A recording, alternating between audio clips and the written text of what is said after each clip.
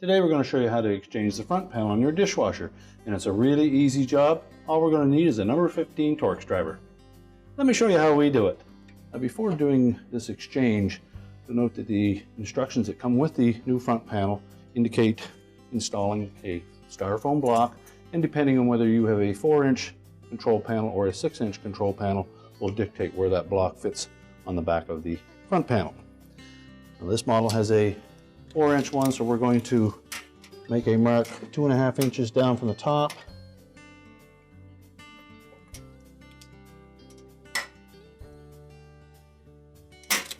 And 8 inches in from the left side. And that's where we'll locate that block. So we've used some two-faced tape. And we've adhered it to the back of the styrofoam block. We'll just peel that away. And we'll press that to the back of the front panel. We're just going to set that aside for a moment. And then we need to remove the original front panel. So we'll start by opening the dishwasher door, and then we're going to remove the 4 number 15 Torx screws on each side.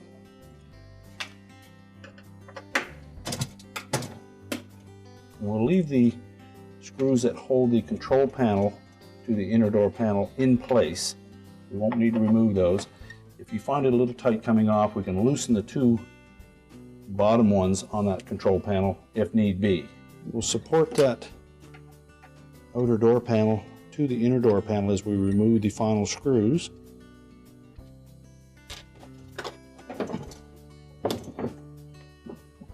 So we'll just tilt that door into the closed position.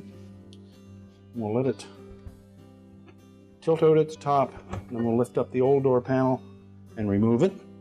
Now, if your model has a sound insulation on the back of it, you can remove that and install it on the new panel.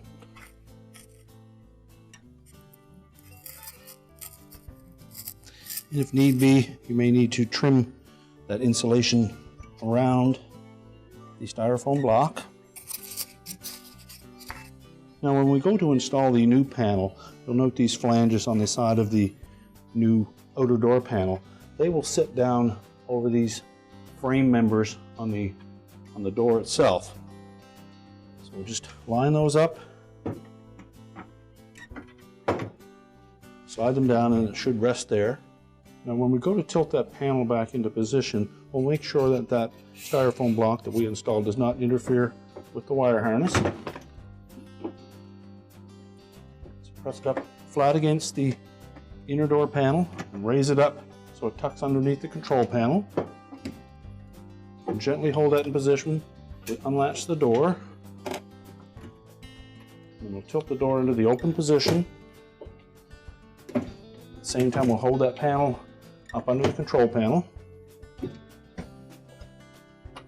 We'll then install a couple of screws, one on each side.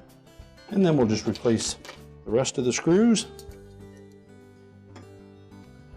Now make sure all of those screws are nice and tight.